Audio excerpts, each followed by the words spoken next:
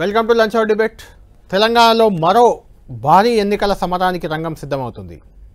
ఇటు పంచాయతీ గ్రామ పంచాయతీ ఎన్నికలు, అటు ఎంపీటీసీ జెడ్పీటీసీ ఎన్నికలు అన్నీ జరగాల్సి ఉన్నాయి. దీంతో అటు ఎన్నికల సంఘం, ఇటు రాష్ట్ర ప్రభుత్వం రెండూ ఈరోజే చాలా కీలక సమావేశాలు నిర్వహిస్తున్నాయి. అంటే ఏ నిమిషమైనా స్థానిక ఎన్నికల కోడ్ అమల్లోకి వచ్చే అవకాశం కనిపిస్తుంది. 17వ తేదీ, ఈ నెల 17వ తేదీ నాటికి ఖచ్చితంగా ఎన్నికల షెడ్యూల్ విడుదలవుతుందని అంతా భావిస్తున్నారు. అయితే ఆ ఎన్నికల షెడ్యూల్ కేవలం గ్రామ పంచాయతీ ఎన్నికలకే ఉంటుందా, ఎంపీటీసీ జెడ్పీటీసీ ఎన్నికలను కూడా ప్రభుత్వం నిర్వహించబోతుందా అనేది ఆసక్తి రేపుతుంది.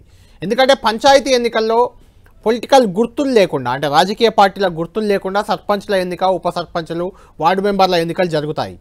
అదే ఎంపీటీసీ జెడ్పీటీసీ విషయానికి వస్తే అది మండల పరిషత్ కోసం, జిల్లా పరిషత్ కోసం జరిగే ఎన్నికలు. అక్కడ గుర్తులు ఉంటాయి, పార్టీల గుర్తులు ఉంటాయి. ఈ నేపథ్యంలో ఓన్లీ పంచాయతీ ఎన్నికలు, అంటే గుర్తులు లేని ఎన్నికలకే ప్రభుత్వం సిద్ధమవుతుందా, లేకుంటే గుర్తులతో జరిగే ఎన్నికలైన ఎంపీటీసీ జెడ్పీటీసీ ఎన్నికలు కూడా నిర్వహిస్తుందా అనేది ఆసక్తి రేపుతుంది. దీనికి సంబంధించి ఈరోజు ఎన్నికల సంఘం అటు రాజకీయ పార్టీలతో, జిల్లా కలెక్టర్లతో కూడా సమీక్షలు నిర్వహిస్తుంది. ఇటు సీఎం రేవంత్ రెడ్డి స్వయంగా రంగంలోకి దిగారు. కమాండ్ కంట్రోల్ రూమ్లో పంచాయతీరాజ్ శాఖ మంత్రి సీతక్కతో పాటు మిగిలిన అధికారులతో కూడా, పంచాయతీరాజ్ అధికారులతో కూడా సమావేశం నిర్వహిస్తున్నారు. ముఖ్యంగా బీసీలకు 42% రిజర్వేషన్లు ఈ ఎన్నికల్లో అమలవుతాయా కావా అనేది కూడా ఆసక్తి రేపుతుంది. ఇప్పటికిప్పుడు అమలయ్యే అవకాశం అయితే లేదు. అయితే పార్టీ పరంగా 42% రిజర్వేషన్లను అమలు చేద్దామనే ఆలోచనలో కాంగ్రెస్ పార్టీ ఉన్నట్లు కనిపిస్తుంది. ఇంతకీ ఎన్నికలకు సైతం మోగినట్టేనా? ఈ ఎన్నికలు షెడ్యూల్ ప్రకారమే, అంటే ఇదే నెలలో షెడ్యూల్ వచ్చి మార్చిలోగా పూర్తవుతాయా? పూర్తయితే పంచాయతీ ఎన్నికలే, అంటే గ్రామ పంచాయతీ ఎన్నికలే జరుగుతాయా, లేదంటే ఎంపీటీసీ జెడ్పీటీసీ ఎన్నికలు కూడా ఉంటాయా?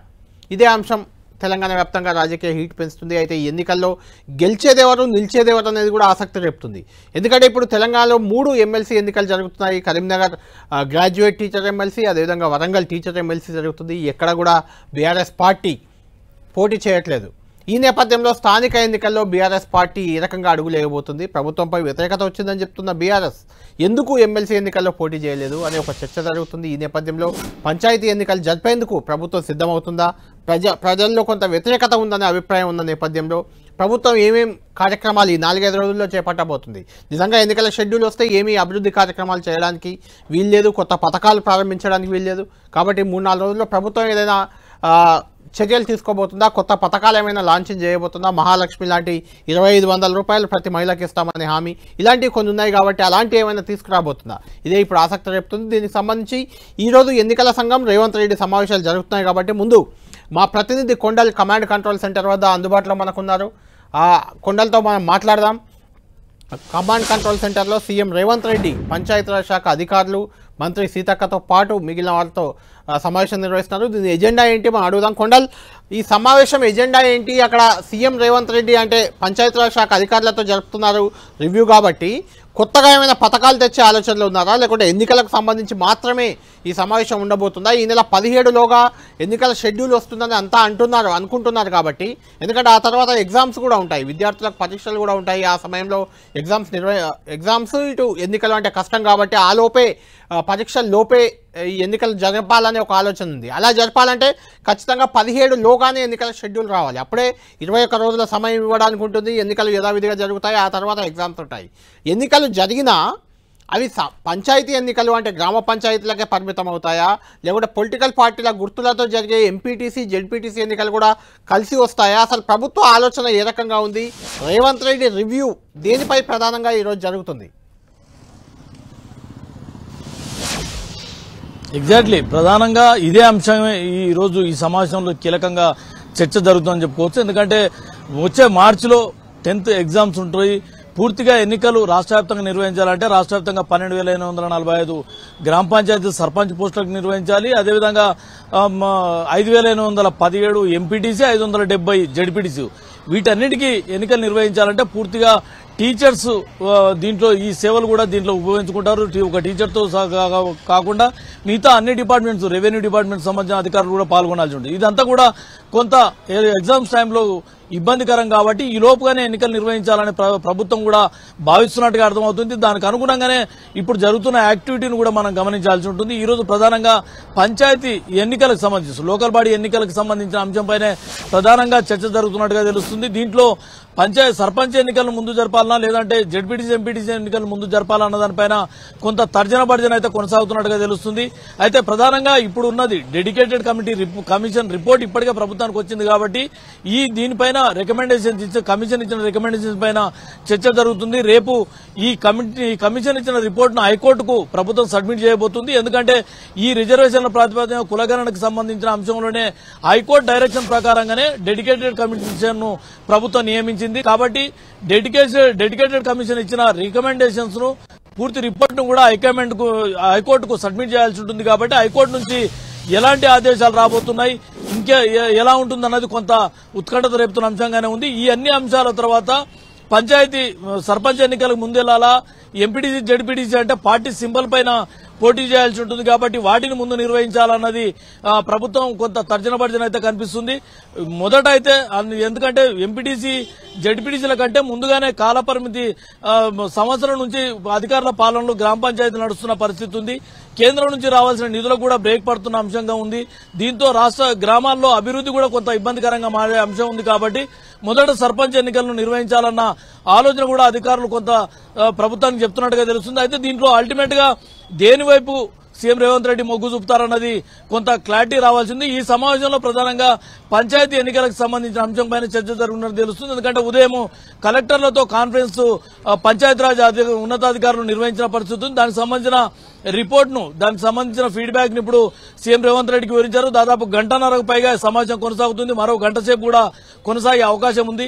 ఈ మొత్తం అంశాలతో మరోవైపు ఈసీ కూడా అఖిలపక్షం ఏర్పాటు చేసిన పరిస్థితి చూస్తున్నాం. ఇవన్నీ చూస్తుంటే లోకల్ బాడీ ఎన్నికలను సాధ్యమైనంత త్వరగా ముగించాలన్న అభిప్రాయం అయితే ప్రభుత్వంలో కనిపిస్తున్నట్టుగా కనిపిస్తుంది. దానికి అనుగుణంగానే వీటన్నిటిని మనం గమనించాల్సి ఉంటుంది. ఒకవేళ అలా జరిగితే ఈ నెల 17 లోపు ఈ ఎన్నికల నోటిఫికేషన్ వచ్చేందుకు అవకాశం కనిపిస్తుంది. కళ్యాణ్ కొండలి ఇక్కడ రెండు అంశాలు, ఒకటి రైతు బంధు లేకుంటే రైతు భరోసా, ఆఫ్ కోర్స్ అది పూర్తి స్థాయిలో ఇంకా పడలేదు. రుణమాఫీ కూడా 2 లక్షల పైన వాళ్ళకి కాలేదు. అలాంటి నేపథ్యంలో కొంత అసంతృప్తి ఉంది, ప్రజల్లో అసంతృప్తి పెరుగుతుంది. ఈ మధ్య కూడా తెలంగాణ కాంగ్రెస్ కూడా ఒక పోల్ పెడితే అందులో కూడా రివర్స్ వచ్చింది రిజల్ట్, కాంగ్రెస్ ప్రభుత్వానికి కాంగ్రెస్ పార్టీకి వ్యతిరేకంగా వచ్చింది. ఈ నేపథ్యంలో ఏదైనా కొత్త పథకం, మహాలక్ష్మి కింద 2500 ఇస్తామని ప్రకటించి హామీ ఇచ్చారు. అలాంటి పథకం ఏదైనా కొత్త ఈ తెరపైకి తెచ్చి దాన్ని ఈలోపే ఇంప్లిమెంట్ చేస్తామని హామీ ఇచ్చి అలా వెళ్ళే అవకాశం ఉందా? ప్రజల్లో వ్యతిరేకతపై కాంగ్రెస్ పార్టీలో ప్రభుత్వం వాటెవర్ ప్రభుత్వం నడుపుతుంది కాంగ్రెస్ పార్టీ కాబట్టి ఎలాంటి అభిప్రాయం ఉంది?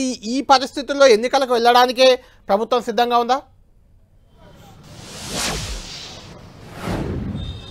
ఖచ్చితంగా ఎన్నికలకైతే వెళ్లాల్సిన పరిస్థితే ప్రభుత్వం కనిపిస్తుంది. దానికి అనుగుణంగానే ముందుకెళ్తున్నట్టుగా మనకు అర్థమవుతుంది. ఇక పథకాలకు సంబంధించి అంటే నిజంగా రైతు రుణమాఫీ చేసినప్పటికీ కూడా సాహసోపేత నిర్ణయం 20,000 కోట్లు ఖర్చు పెట్టినప్పటికీ కూడా ప్రభుత్వానికి రావాల్సిన క్రెడిట్ రాలేదన్నది మాత్రం ప్రభుత్వం కూడా గుర్తించింది. అదే అంశం ఇప్పుడు రైతు భరోసా అనుకోండి, రేషన్ కార్డులు అనుకోండి, ఇందిరమ్మ ఇండ్ల విషయంలో కొంత జాగ్రత్తలు తీసుకుంటూ ముందుకెళ్తుంది. ఎందుకంటే నిన్నటి వరకు 2 ఎకరాల వరకు ఉన్న వారికి రైతు భరోసాను ఇవ్వడం జరిగింది. అయితే వీటితో పాటు ఇప్పుడు ఇందిరమ్మ ఇండ్లకు ఉచితంగా ఇసుక సరఫరా చేయాలని ప్రభుత్వం నిర్ణయం తీసుకుంది.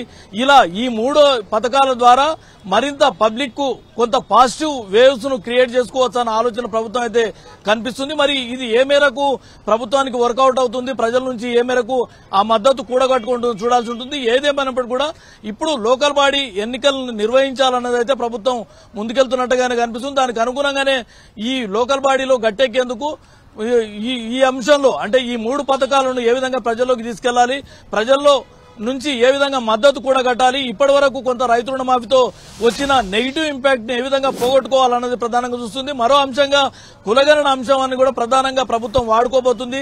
త్వరలోనే 2 బహిరంగ సభలను కూడా ఏర్పాటు చేయాలని చెప్పి ఇప్పటికే కాంగ్రెస్ పార్టీ ఒక నిర్ణయం తీసుకున్న నేపథ్యంలో వీటన్నింటినీ ఈ 3 పథకాలు ఇవి కులగణనకు సంబంధించిన అంశాన్ని ప్రజల్లోకి తీసుకెళ్లడం ద్వారా కొంత పాజిటివ్ వేవ్స్ పొంది ఈలోపుగానే ఎన్నికలు ముగించాలన్న అభిప్రాయం అయితే ప్రభుత్వంలో కనిపిస్తున్నట్టుగా తెలుస్తుంది. కళ్యాణ్ ఉండాలి ఇక్కడ మీరు చెప్పినట్టు ఖచ్చితంగా ఈ ఎన్నికల్లో కులగణన అనేది చాలా కీలకాంశంగా మారబోతుంది.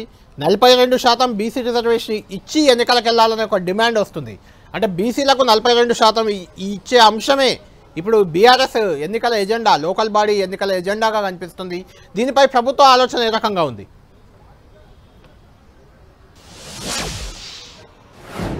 ఖచ్చితంగా 42% ఇస్తామని చెప్పి ఎన్నికల్లో మాట ఇచ్చిన దానికి అనుగుణంగానే కులగణన పూర్తి చేశాము. ఆ కులగణనకు సంబంధించి కూడా సాంకేతికంగా లీగల్ గా ఎక్కడ ఇష్యూస్ రాకుండా హైకోర్టు ఆదేశాలతో డెడికేటెడ్ కమిషన్ వేశాము. ఆ కమిషన్ ఇచ్చిన రిపోర్ట్ తోనే ఇప్పుడు ఈ ఎన్నికలు వెళ్ళబోతాయి. అయితే ఇప్పుడున్న పరిస్థితుల్లో రాజ్యాంగ సవరణ తప్ప ఆ చట్టపరంగా ఈ రిజర్వేషన్లు అమలు కావు కాబట్టి 50% లోపే రిజర్వేషన్లు ఉండాలన్నది సుప్రీంకోర్టు తీర్పున్న నేపథ్యంలో పార్టీ పరంగా మేము ఇచ్చిన మాట నిలబెట్టుకుంటూ 42% బీసీలకు ఇస్తామన్నది ప్రభుత్వం చెప్తుంది. ముఖ్యంగా కాంగ్రెస్ పార్టీ చెప్తుంది. పార్టీ పరంగా 42% ఇచ్చి తాము ఇచ్చిన మాట ప్రకారమే బీసీలకు ప్రయారిటీ కల్పించామన్నది మెసేజ్ ను బీసీలకు తీసుకెళ్లడం ద్వారా బీసీ ఓట్ బ్యాంక్ ను కాంగ్రెస్ పార్టీకి అనుకూలంగా కన్వర్ట్ చేసుకోవచ్చు అన్న ఆలోచన అయితే కనిపిస్తుంది.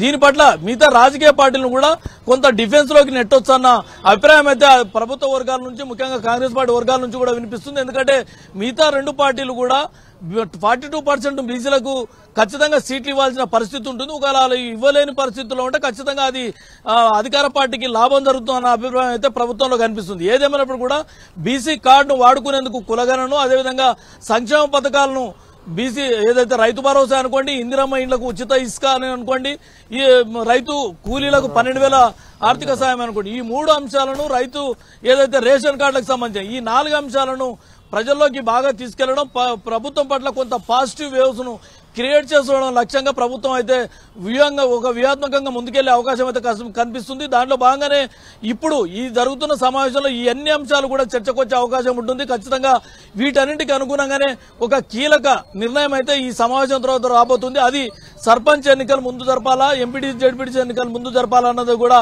కొంత క్లారిటీ వచ్చే అవకాశం అయితే ఉంది. Kalyan, right, thank you Kondal.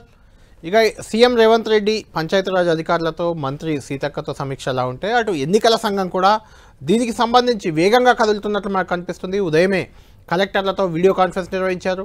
ప్రస్తుతం ఇప్పుడు రాజకీయ పార్టీలతో కూడా ఎన్నికల సంఘం తెలంగాణ ఎన్నికల సంఘం భేటీ అవుతుంది. స్థానిక సంస్థల ఎన్నికలకు సంబంధించి వాళ్ళతో చర్చించబోతుంది. అక్కడ నుంచి మా ప్రతినిధి ప్రతాప్ మనకు లైవ్లో అందుబాటులో ఉన్నారు. ప్రతాప్తో మాట్లాడదాం. ప్రతాప్, ఎన్నికల సంఘం రాజకీయ పార్టీలతో సమావేశం ప్రారంభమైందా? ఏ ఎజెండాని రాజకీయ పార్టీల ముందుంచాయి? రాజకీయ పార్టీలు ఈ పంచాయతీ ఎన్నికలకు సంబంధించి ఎలాంటి ఒపీనియన్తో ఉన్నాయి? ఎస్, ఎన్నికల సంఘం అయితే అన్ని రాజకీయ పార్టీలతో సమావేశమైంది. ఎగ్జాక్ట్గా ఏ సమయం అయితే 11:30 చెప్పారో ఆ టైంకి ఇంచుమించుగా అదే సమయానికి ప్రారంభమైంది. ఇప్పుడు ప్రజెంట్ ఆ ఎన్నికల సంఘం అన్ని పార్టీలతో నిర్వహిస్తున్న సమావేశం కూడా ముగిసింది. వాళ్ళంతా కూడా ఆయా రాజకీయ పార్టీలకు సంబంధించిన నేతలంతా కూడా వరుసగా బయటకు వచ్చి మరి అభిప్రాయాలంతా కూడా మీడియాతో చెప్తున్న పరిస్థితి. మొత్తం ఇప్పుడు ఈరోజు ఎన్నికల సంఘం ప్రధానంగా దీనికి సంబంధించి నోటాకు సంబంధించి అంటే ఇప్పటివరకు లోకల్ బాడీ చూసినట్లయితే కనుక సర్పంచ్ కానీ అదేవిధంగా ఎంపీటీసీ జెడ్పీటీసీ ఎన్నికలైనా కానీ చాలా వరకు గతంలో ఏకగ్రీవమైన పరిస్థితి ఉంది. ఏకగ్రీవం అయితే వారికి నజరానా కూడా ప్రభుత్వాలు ప్రకటించిన పరిస్థితి ఉంది. అయితే ఇప్పుడున్న పరిస్థితుల సిచ్యువేషన్లో అట్లా ఏకగ్రీవం కావడానికి వీలు లేదు. ఎట్టి పరిస్థితుల్లో ఒకవేళ ఒకే క్యాండిడేట్ కనుక ఉంటే కనుక ఖచ్చితంగా నోటా పెట్టి కూడా ఎన్నికలు నిర్వహిస్తామంటూ కూడా ఎన్నికల సంఘం చెప్తుంది. ఎందుకంటే ఇటీవల కాలంలో గద్వాల జిల్లాలో జరిగిన ఒక ఇన్సిడెంట్ ఏదైతే ఉందో సర్పంచ్ ఎన్నికలకు వస్తున్నాయి కాబట్టి సర్పంచ్ని ఏకగ్రీవం చేసుకోవాలంటే దాదాపు 27 లక్షల రూపాయలను వాటా బాధించారు. కాబట్టి ఈ పరిస్థితుల నేపథ్యంలో ఈ సిచ్యువేషన్ లో దీన్ని ఖచ్చితంగా ఎన్నికలను నోటాను పెట్టి ఎన్నికలు నిర్వహించాలని కూడా డిసైడ్ అయింది. సో ఈ నేపథ్యంలో ఎన్నికల సంఘం అన్ని రాజకీయ పార్టీల నుంచి అయితే ప్రతాప్ మీరు చెప్పినట్టు గతంలో ఏ పంచాయతీలు ఏకగ్రీవం అయితే ఆ పంచాయతీలకు నజరానా ఇచ్చేవాళ్ళు. ఆ నజరానా కోసం కూడా చాలా గ్రామాలు ఏకగ్రీవం చేసుకున్న సందర్భాలు ఉన్నాయి. ఎందుకంటే ఆ డబ్బులతో గ్రామం డెవలప్మెంట్ చేసుకోవచ్చు అనే ఒక ఆలోచనతో. అలాంటిది ఇప్పుడు అలాంటి అవకాశమే లేకుండా చేయడం, అలా ఏకగ్రీవం అయ్యే సందర్భంగా కూడా నోటా పెట్టి ఎన్నికలు నిర్వహిస్తామనడం, అది ఎన్నికలకు అడిషనల్ బర్డెన్ ఒకటి, ఎన్నికలకు అడిషనల్ ఖర్చు. అదేవిధంగా గ్రామాభివృద్ధి కోసం నిధులు రాకుండా ఉండే అవకాశం ఉంటుంది. అంటే ఎందుకోసం ఇలాంటి నిర్ణయాన్ని ఎన్నికల సంఘం తీసుకుంటుంది? కేవలం అక్కడ ప్రలోభాలకు గురవుతారనేనా, ఇంకేమైనా రీజన్లు ఉన్నాయి? ఎందుకంటే ప్రలోభాలు అనేది మనకు తెలుసు, ప్రతి ఎన్నికల్లో జరుగుతున్న అంశం ఏది. దాని ఎన్నికల సంఘం కానీ రాజకీయ పార్టీలు కానీ ఎవరు అడ్డుకట్ట వేయలేకపోతున్నారు. అంటే ఈ గ్రామ అభివృద్ధికి కొంత ఆటంకం కాదా ఇది? ఎలా చూడాలి దీన్ని?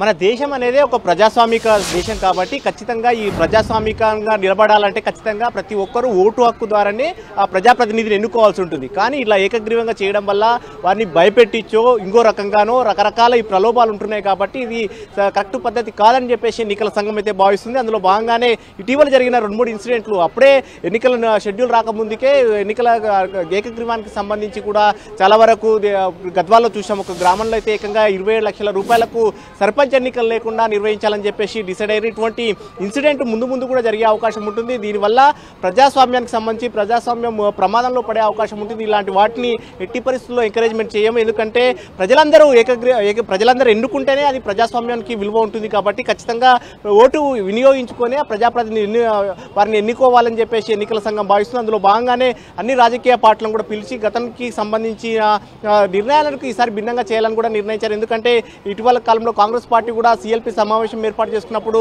సీఎం రేవంత్ రెడ్డి కానీ కాంగ్రెస్ పార్టీ ముఖ్యమైన నేతలంతా కూడా ఎమ్మెల్యేలతో మాట్లాడుతూ సాధ్యమైనంత వరకు ఏకగ్రీవం అయ్యేలా చూడాలని కూడా చెప్పారు. ఇలాంటి సిచ్యువేషన్లో ఏకగ్రీవం అయితే కనుక అధికార పార్టీకే కానీ అదేవిధంగా ఎవరికి బలం ఉంటే వారికే ఏకగ్రీవం అయ్యే అవకాశం ఉంటుంది. ఇటువంటి సిచ్యువేషన్ కాకుండా ప్రజాస్వామ్యాన్ని నిలబెట్టాలంటే ఖచ్చితంగా ఎన్నికలు జరగాలని చెప్పేసి ఎన్నికల సంఘం భావిస్తుంది. అందులో భాగంగానే అన్ని పార్టీలను కూడా ఈరోజు పిలిచి వారితో అభిప్రాయం కూడా తీసుకున్న పరిస్థితి. సో మొత్తం మీద ఈసారి మాత్రం ఖచ్చితంగా నోటాన్ పెట్టి కూడా ఎన్నికలు నిర్వహించాలని చెప్పేసి ఎన్నికల సంఘం అయితే డిసైడ్ అయిందని చెప్పొచ్చు. కళ్యాణ్.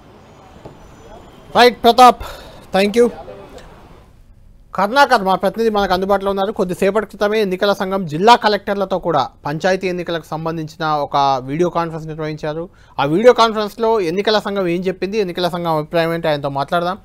కర్ణాకర్, ఏంటి ఎన్నికలకు సిద్ధం అయిపోయినట్టేనా? ఎన్నికల సంఘం రెడీ అయిందా? కలెక్టర్లతో రివ్యూలో ఎలాంటి ఒపీనియన్స్ కలెక్టర్లు చెప్పారు? కర్ణాకర్, ఫోన్ ఇన్ తీసుకోండి పీసీఆర్. ఇప్పుడే కొద్దిసేపటి క్రితం జిల్లా కలెక్టర్లు అందరితో కూడా ఎన్నికల సంఘం ప్రత్యేకంగా పంచాయతీ ఎన్నికలకు సంబంధించిన ఒక స్థానిక ఎన్నికలకు సంబంధించిన వీడియో కాన్ఫరెన్స్ నిర్వహించారు. ఆ వీడియో కాన్ఫరెన్స్లో చాలా అంశాలు కలెక్టర్లు ఎన్నికల సంఘాన్ని చెప్పారు. ఎన్నికల సంఘం కూడా కొంత కలెక్టర్లకు దిశానిర్దేశం చేసినట్లు మనకు సమాచారం అందుతుంది. ఎలాంటి దిశానిర్దేశం జరిగింది, ఏ రకంగా కలెక్టర్లను సిద్ధం చేస్తుంది ఎన్నికల సంఘం అనేది మనం మాట్లాడదాం. కర్ణాకర్తో మాట్లాడదాం. కర్ణాకర్, ఎన్నికల సంఘం పంచాయతీ ఎన్నికలకు అంటే ఎంపీటీసీ, జెడ్పీటీసీ, స్థానిక ఎన్నికలు అన్నీ కూడా జరిపేందుకు రెడీ అవుతున్నట్లు కనిపిస్తుంది. మరొక 3-4 రోజుల్లో దీనికి సంబంధించిన షెడ్యూల్ కూడా విడుదల చేసేందుకు రెడీ అవుతుంది.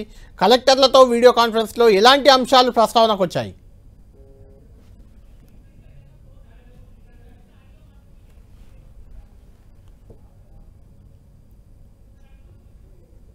పీసీఆర్, కర్ణాకర్ ఫోన్ ఇన్ తీసుకోండి. దీనికి సంబంధించి కర్ణాకర్ది టెక్నికల్గా ఏదో ఇష్యూ ఉన్నట్టుంది, మనం మాట్లాడదాం. ఏదేమైనా మొత్తానికి తెలంగాణలో మరో ఎన్నికల నగారాకు రంగం సిద్ధమైంది. ఎన్నికల నగారా అనేది ఖచ్చితంగా 3 పార్టీలకు కూడా చాలా ప్రతిష్టాత్మకంగా మారింది. ఎందుకంటే అధికారంలో కాంగ్రెస్ పార్టీ ఉంది. దాదాపు ఏడాది పాలనకు రెఫరెండంగా ఈ ఎన్నికలు ఇప్పుడు రాబోతున్నాయి. ఎన్నికల్లో గతంలో ఎమ్మెల్యే, ఎంపీ ఎన్నికలకు ఎంతమంది అయితే ఓటర్లు పాల్గొన్నారో ఇందులో అంతకంటే ఎక్కువ ఓటర్లు ఓటు వేసే అవకాశం ఉంటుంది. ఎందుకంటే లోకల్గా చాలా ఇంపాక్ట్ చూపే ఎన్నికలు కాబట్టి ఖచ్చితంగా ఓటు హక్కును ఎక్కువ ఉపయోగించుకుంటారు. కాబట్టి ప్రభుత్వ పాలనకు ఎన్నికలను రెఫరెండంగా చెప్పుకునే అవకాశం కాంగ్రెస్ పార్టీకి ఉంటుంది. ఇక బీఆర్ఎస్ విషయానికి వస్తే 10 ఏళ్ళు అధికారంలో ఉంది. 10 ఏళ్లలో పంచాయతీలన్నీ కూడా బీఆర్ఎస్ చేతుల్లో ఉన్నాయి. 32 జడ్పీలు ఉంటే 32 జడ్పీ జిల్లా పరిషత్లన్నీ కూడా బీఆర్ఎస్ కైవసం చేసుకున్న అరుదైన సందర్భం గతంలో ఉంది. కాబట్టి ఇప్పుడు ఆ పార్టీకి ఎలాంటి అభిప్రాయం ఉంది? ప్రజల్లో కొంత వ్యతిరేకత పెరిగింది కాంగ్రెస్ పాలనపై అనే ఒక అభిప్రాయంలో బీఆర్ఎస్ ఉన్నప్పుడు ఆ పార్టీకి ఎలాంటి ఫలితాలు రాబోతున్నాయి ఈ పంచాయతీ ఎన్నికల్లో అనేది చాలా ఇంపార్టెంట్ పాయింట్గా మనం చెప్పుకోవాలి. ఇక 3వ పాయింట్ బీజేపీ గతంలో కూడా ఎప్పుడూ పంచాయతీ ఎన్నికలు కానీ లేకుంటే జెడ్పీటీసీ, ఎంపీటీసీ ఎన్నికలు కానీ పెద్దగా ప్రభావం చూపలేదు. కానీ ఇప్పుడు మారిన పరిస్థితుల నేపథ్యంలో ఆ పార్టీకి 8 మంది ఎమ్మెల్యేలు ఉన్నారు, 8 మంది ఎంపీలు ఉన్నారు, కేంద్రంలో అధికారంలో ఉంది. కాబట్టి బీజేపీ కూడా ఈసారి ఖచ్చితంగా అంటే ఎమ్మెల్యేల పరిధిలో ఉన్న నియోజకవర్గాలు 8 అసెంబ్లీ నియోజకవర్గాలు, 8 పార్లమెంట్ నియోజకవర్గాలు అంటే ఆల్మోస్ట్ 50కి పైగా అసెంబ్లీ నియోజకవర్గాలు కూడా ఇప్పుడు బీజేపీ చేతిలో ఉన్నట్లు మనకు కనిపిస్తుంది. 50-60 అసెంబ్లీ నియోజకవర్గాలు ఉన్నాయి కాబట్టి అంటే సగం అసెంబ్లీ నియోజకవర్గాలకి బీజేపీ ప్రాతినిధ్యం ఉంది, అది ఎమ్మెల్యేగానో ఎంపీగానో. కాబట్టి అక్కడ ఖచ్చితంగా కొంత పోటీ ఇచ్చే అవకాశం ఉంది, తమ సత్తా చాటుకునే అవకాశం ఉంది. కాబట్టి 3 పార్టీల మధ్య ఈసారి రసవత్తర పోరు జరగబోతుంది. దీనికి సంబంధించి తెలంగాణలో స్థానిక సమరానికి ఎన్నికల అధికారులు సిద్ధంగా ఉన్నారా? ముఖ్యంగా జిల్లా కలెక్టర్లు ఇందులో కీలక పాత్ర ఉంటుంది కాబట్టి జిల్లా కలెక్టర్లు రెడీ ఉన్నారా? కొద్దిసేపటి క్రితమే తెలంగాణ రాష్ట్ర ఎన్నికల సంఘం జిల్లా కలెక్టర్లతో వీడియో కాన్ఫరెన్స్ నిర్వహించింది. ఆ కాన్ఫరెన్స్లో ఏం చెప్పింది కలెక్టర్లకు, కలెక్టర్ల నుంచి ఎలాంటి ఒపీనియన్ వచ్చింది? మా ప్రతినిధి కర్ణాకర్ ఫోన్ లైన్లో అందుబాటులో ఉన్నారు. కర్ణాకర్, కలెక్టర్లతో రాష్ట్ర ఎన్నికల సంఘం సమావేశం వీడియో కాన్ఫరెన్స్ జరిగింది కాబట్టి అందులో ఎలాంటి అభిప్రాయాలు వచ్చాయి? ఎన్నికల సంఘం మొత్తం రెడీ అయిపోయిందా ఎన్నికలకి? ఒకవేళ జరిగితే సర్పంచ్ ఎన్నికలకు పరిమితం అవుతుందా, లేదంటే సర్పంచ్, ఎంపీటీసీ, జెడ్పీటీసీ అన్ని లోకల్ బాడీ ఎన్నికలు ఒకేసారి నిర్వహించే అవకాశం ఉందా? ఎలాంటి ఫీడ్బ్యాక్ వచ్చింది? ఆ వీడియో కాన్ఫరెన్స్లో ఏం చర్చకు వచ్చింది? కళ్యాణ్, కాసేపటి క్రితమే మర్రి చెన్నారెడ్డి మానవ వనరుల అభివృద్ధి సంస్థ కార్యాలయంలో పంచాయతీరాజ్ అధికారులతో పాటు రాష్ట్ర ఎన్నికల సంఘం అధికారులు అన్ని జిల్లాల కలెక్టర్లతో వీడియో కాన్ఫరెన్స్ నిర్వహించారు. ఈ కాన్ఫరెన్స్ ద్వారా స్థానిక సంస్థల ఎన్నికలు, అది పంచాయతీ కావచ్చు, జెడ్పీటీసీ, ఎంపీటీసీ ఎన్నికలు ఎప్పుడు నిర్వహించినా అందరూ సిద్ధంగా ఉండాలని చెప్పి వారి కలెక్టర్లందరికీ కూడా దిశానిర్దేశం చేయడం జరిగింది. మనం చూస్తున్నాం, గత 6 నెలలుగా రాష్ట్ర ఎన్నికల సంఘం పూర్తి స్థాయిలో ఓటర్ల జాబితాను, తుది జాబితాను కూడా సిద్ధం చేసింది. ఈ నెల 15న ఓటర్ల తుది జాబితాను ప్రచురించబోతుంది. దాంతో పాటు రాష్ట్ర వ్యాప్తంగా ఉన్న అన్ని గ్రామ పంచాయతీల్లో పోలింగ్ స్టేషన్లను కూడా ఎన్ని ఏర్పాటు చేయాలన్న దానిపై కూడా పూర్తి స్థాయిలో ఎన్నికల సంఘం ఒక క్లారిటీకి వచ్చింది. కాబట్టి ఎన్నికలు నిర్వహించిన నేపథ్యంలో ఎన్నికల విధుల్లో పాల్గొనే సిబ్బందికి శిక్షణ ఏ విధంగా ఇవ్వాలి, ఎన్నికలు పోలింగ్ నుంచి మొదలు పెడితే కౌంటింగ్ వరకు ఎటువంటి జాగ్రత్తలు తీసుకోవాలి, అందులో ప్రధానంగా రాష్ట్ర ప్రభుత్వం కనుక స్థానిక సంస్థలకు సంబంధించి రిజర్వేషన్లను ఖరారు చేసి ఆ సమాచారాన్ని ఎన్నికల సంఘానికి అందిస్తే ఆ రిజర్వేషన్లని ఎక్కడ తప్పులు జరగకుండా ఏ విధంగా అమలు చేయాలి, ఇటువంటి చాలా కీలక అంశాలన్నిటిపైన ఇటు ఎన్నికల సంఘం కావచ్చు, పంచాయతీరాజ్ శాఖ అధికారులు కావచ్చు, కలెక్టర్లకు, అధికారులకు అందరికీ కూడా పూర్తి స్థాయిలో దిశానిర్దేశం చేసిన పరిస్థితిని మనం చూస్తున్నాం. కళ్యాణ్, అంటే ఎన్నికలు షెడ్యూల్ ప్రకారం అంటే ఫిబ్రవరి 1తో అన్నిటి పాలక వర్గాలు ముగిశాయి కాబట్టి ఈ నెల 17 లోపల షెడ్యూల్ వస్తేనే ఎగ్జామ్స్ అంటే పరీక్షలకు ఇబ్బంది కలగకుండా మార్చిలో విద్యార్థులకు 10th పరీక్షలతో పాటు మిగిలిన అన్ని పరీక్షలు ఉంటాయి. ఆ స్కూల్స్ పోలింగ్ కేంద్రాలు జనరల్గా విద్యా సంస్థల్లోనే పోలింగ్ కేంద్రాలు కూడా ఉంటాయి. ఇటు ఎన్నికల సిబ్బంది, అటు ఆ ఎగ్జామ్స్కి దానికోసం ఉపాధ్యాయులు అవసరమవుతారు. ఎగ్జామ్స్కి ప్రిపేర్ చేయడానికి కానీ ప్రభుత్వ ఉపాధ్యాయులు కూడా చాలా కీలకంగా ఉంటారు.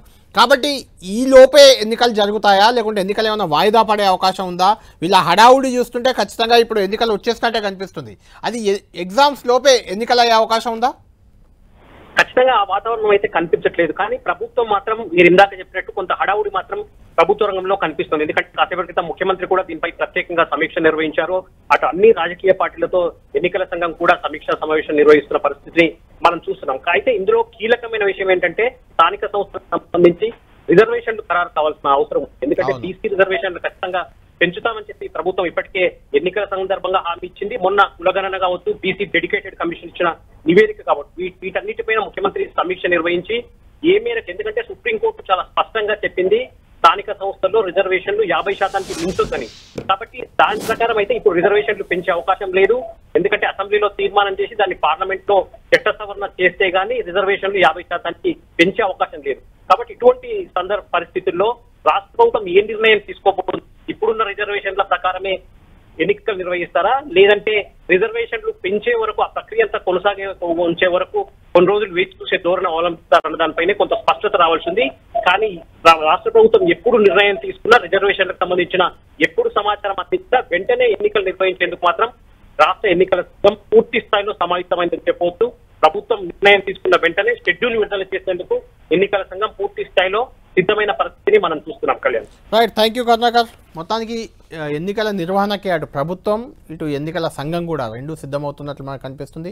మరో 3-4 రోజుల్లోనే దీనికి సంబంధించిన షెడ్యూల్ రాబోతున్నట్లయితే విస్తృతంగా ప్రచారం జరుగుతుంది. కార్యక్రమాలు ఈరోజు జరుగుతున్న ఎన్నికల సంఘం హడావుడి కానీ, ప్రభుత్వం సీఎం రేవంత్ రెడ్డి రంగంలోకి దిగి చేస్తున్న వ్యవహారం కానీ, ఇదంతా చూస్తుంటే మాత్రం ఖచ్చితంగా ఎన్నికలకు సర్వం సిద్ధమైనట్లే మనకు కనిపిస్తుంది. ఇదే అంశంపై రాజకీయ పార్టీలు ఏ రకంగా సిద్ధమవుతున్నాయి, రాజకీయ పార్టీల ఒపీనియన్ ఏంటి, ఆయా పార్టీలు ఏ రకంగా ఎన్నికలను ఎదుర్కొనేందుకు రెడీ అవుతున్నాయి,